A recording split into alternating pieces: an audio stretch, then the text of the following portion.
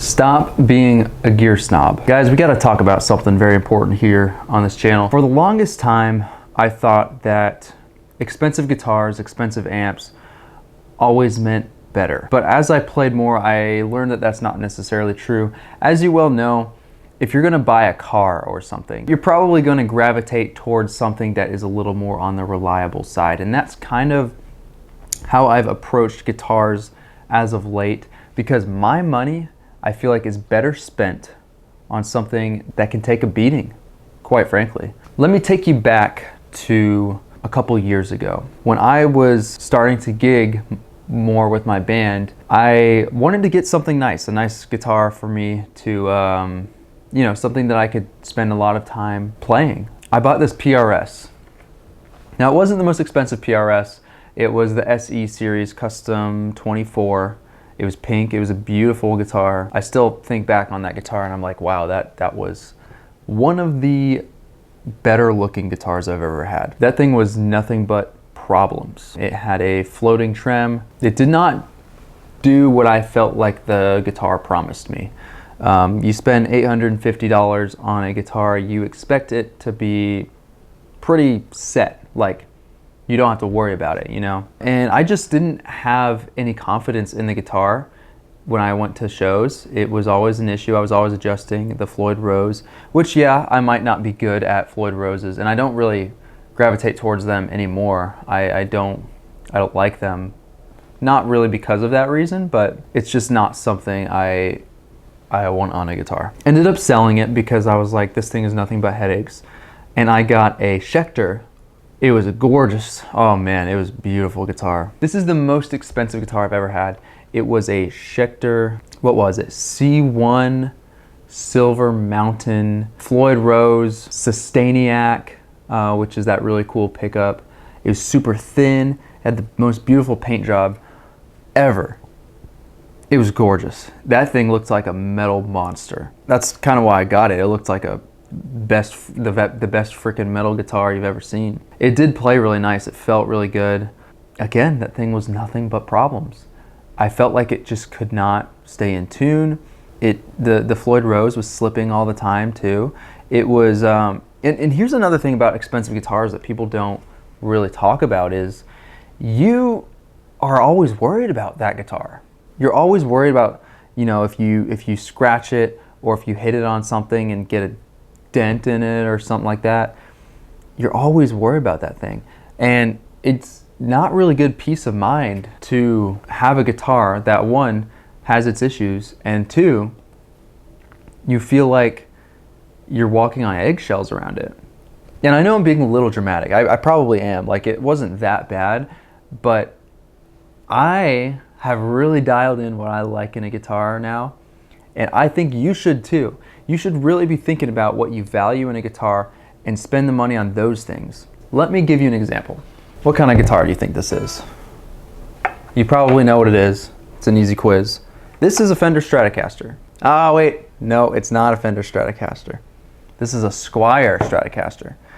Still made by Fender, but it's a Squier. It's cheap. Not cheaply made, but cheap to buy. I don't know how they can make these things so cheap. This is just one of my examples of you need to learn what you want to spend your money on. This guitar was under $400. It might have been under $300. I don't quite remember. It's got a maple neck. It has a metal pick guard. It's gorgeous. It's got the tremolo bar and everything, but it has one modification. And after I made that modification, this guitar is perfect. It's these white things right here. As you can see, it's not the stock pickups. I put in some David Gilmour signature EMGs in it. I actually really like these pickups. Let me know if you guys want to see a video review on the pickups. I have learned what I value in a guitar, and I've chosen to spend my money on that. This is about a $250 upgrade, parts and labor and everything. It's kind of pricey, but I don't have to spend, $1,500 on dialing in the perfect guitar when this guitar, when it's all said and done, is like $700 max with everything put into it, and it plays better than any $1,000 guitar that I could find. The one thing it doesn't have is jumbo stainless steel frets, which if you've ever played on stainless steel jumbo frets, you don't want to go back, which my Schecter had those. It was great. Honestly, I don't think it bothers me that much, though. I don't really care that much. But this neck is great, a maple neck, and it's got great pickups. Sounds awesome. Example number 2, if you're a fan of my channel, you've seen this guitar a lot. This is a Harley Benton PE20 SBK. It is an $89 guitar, guys. $89 I got this thing for, and I'm just modifying it. I've just learned that, and you know, obviously I swapped out the bridge for a hip shot bridge. I put some Fishman Fluence modern pickups in there, locking tuners. I went a little crazy with the upgrades. These are nice parts, but I don't think that I require nice parts, and I'm not a snob about it. I just got these because if you buy it all separately, it's pretty cheap when you put it in, and you can make your guitar exactly how you want it. The goal with this guitar for me on this channel is to show you guys that you can get exactly what you want in a guitar for a very low price. This is exactly what I wanted. I wanted Fishman Fluence modern pickups. But I learned now that I don't even need those. They're great pickups, but I have a guitar that has EMGs in it that I can't really tell much of a difference in how these sound versus them. The EMGs are cheaper. I really can't tell the difference, and I don't think you'd be able to either. They're both active pickups. These are more expensive. I don't really think what these can do justifies how expensive they are. I had to try them though. I just had to. But I'm not a snob about it. Okay, I got them. I think they're great. They're probably my favorite pickups ever, but I'm not gonna freak out about them because they're so expensive and I can just get EMGs and get basically the same thing. This bridge is a hip shot bridge. I feel like it's a great bridge. It feels good. The main thing is that it feels good on my hand when I'm chugging and stuff like that. I don't really notice much of a difference other than that. The stock bridge in this was fine. I will say these are nicer saddles. I think probably the only thing I would do in the future is upgrade the saddles. I don't think it's much more than that. Hipshot is a great company though. They make great locking tuners. Same thing with the locking tuners.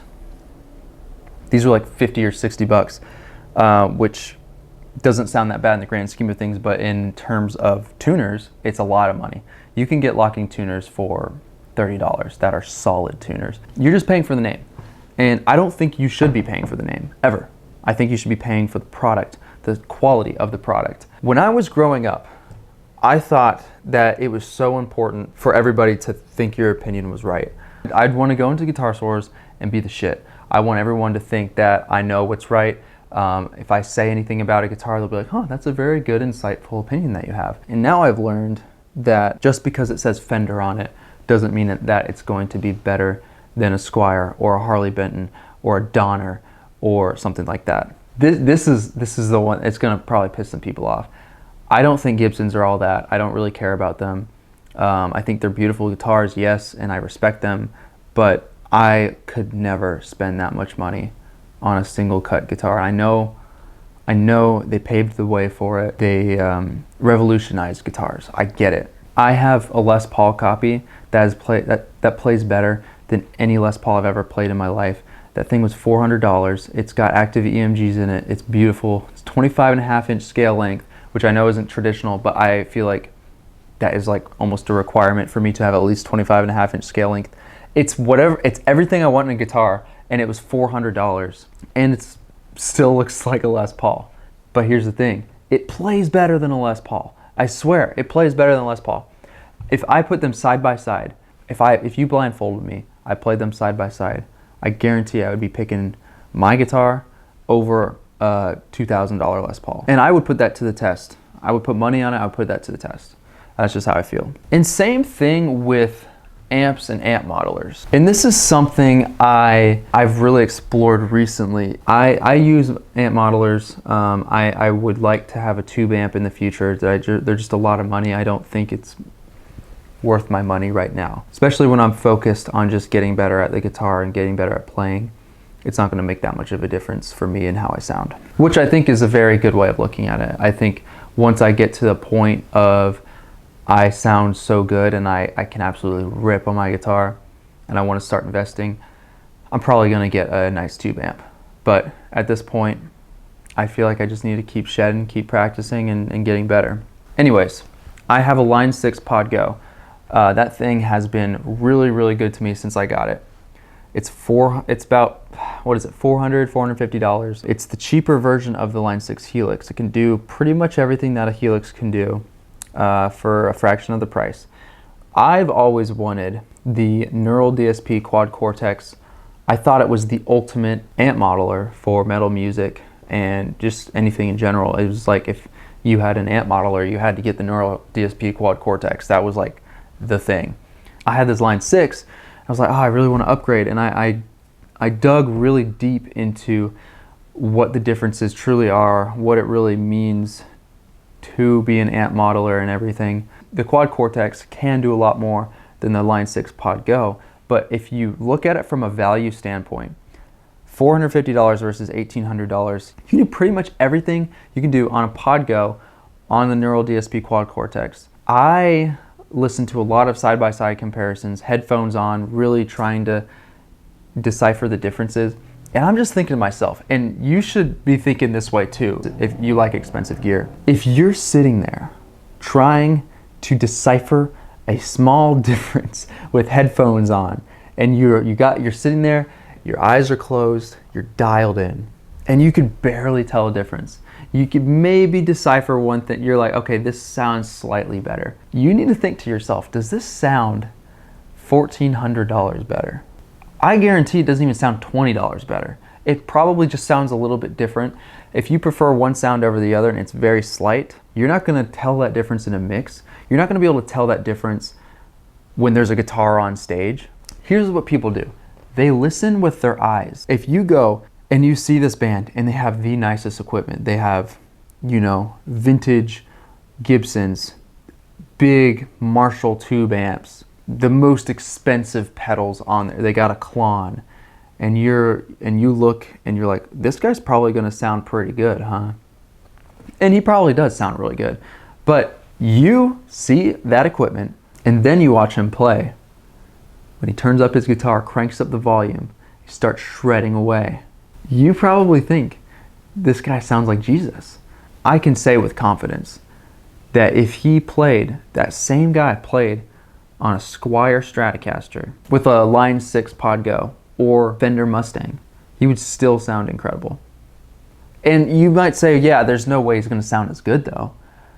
Yeah, he probably is not gonna sound as good, but the difference is gonna be so minuscule that the common man isn't going to be able to tell anything. But because you know about the gear that he has, you know how expensive it is and how nice it is, you're expecting to hear quality and you're blown away. But if he has budget gear and you look on stage and you're expecting to hear BS, a crappy band, and that same guy is shredding, it's still gonna sound very good. And your expectations are gonna be blown out of the park. All right, now I wanna highlight other professional musicians that are really in this space, that are out there playing every single day. See what their take is on budget gear. I just wanna see what they have to say. These people, I trust their opinions. Let's check it out. Your call has been forwarded to an auto. I have just a quick question for you. Budget gear. I have a question for you since you're a professional musician, always in the space. What are your opinions on budget gear? Do you think it's always worth it, or do you think expensive gear is always better? I was like a budget gear person my whole life. I don't have a guitar that's worth much more than $500. I got a PRS, but I don't really like it. I play on 90% of the time Squier. So like better equipment technically will make it easier for you. But the way I look at it is like, if you get an instrument that's not good enough, then it's gonna make you not want to play because it makes it harder for you. That makes sense? Yeah. And then you like give it up or stop practicing or whatever. So like if you get an instrument or get equipment that's good enough, then it helps you continue to practice more.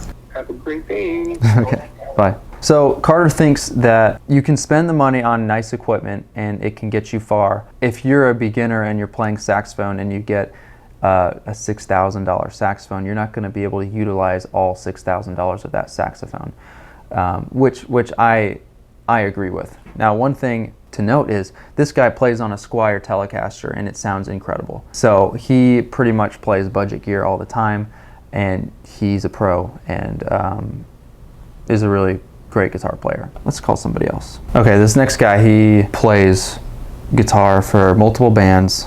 He's always, gigging, making money playing guitar.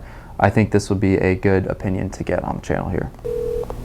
Riley Stewart. Wow, you picked up on the first ring. Yeah, it's because I'm in love with you. Oh, that's amazing. What's going on, man? I wanted to get a professional guitar player's opinion on budget gear. What are your opinions on budget gear? Do you think it's good? Do you think there's a sweet spot with the price that you pay? Or do you think expensive gear is always better?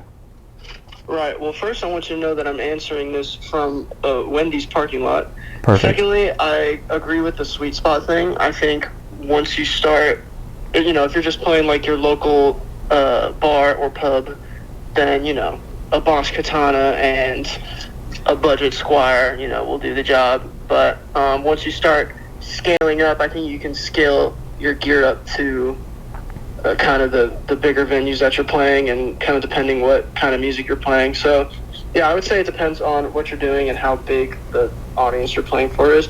Also, another thing to keep in mind is nowadays with modern technology, stage volume is pretty low most of the time, so you don't need like a Fender Super Reverb, a billion-watt amp to blow out your bandmates' ears, because we have like really good microphones and sound guys and techs who know how to get a really good tone and guitar sounds out of a low-volume amp, or even, just a DI rig.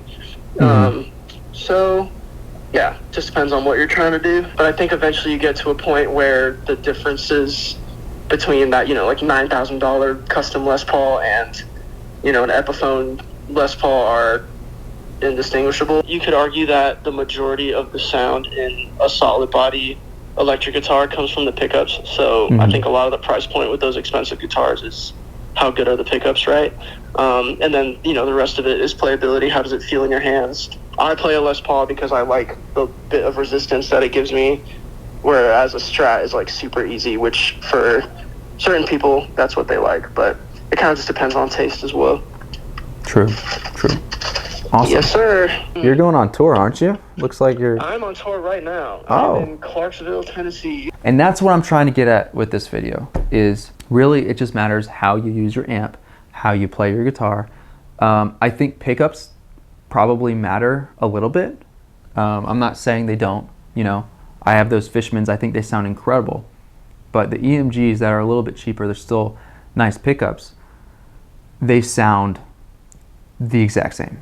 So what I'm saying is there are diminishing returns in the price that you pay for your gear. You could spend $300 on a guitar and get a really solid quality guitar. If you spend $500, you might get a little better. If you spend $800, $1,000, $1,500, $2,000. Once you get to a certain point, it's not about what is better or worse. It's about what looks better or what seems better. Because I can tell you right now, you're probably not going to be able to tell from me on stage how expensive my guitars are, but you're going to think it sounds really good. I have nice pickups in my cheap guitars. Maybe that's all you need. What do you guys think? Start a conversation in the comments below. I'm probably going to be replying to pretty much all of them. What are your experiences with expensive gear? Do you find that it's always better than budget gear? Or do you think there's a sweet spot like me? Thank you for joining me today. Don't forget to hit that subscribe button if you want more music-based content. And peace out, guys. Appreciate it.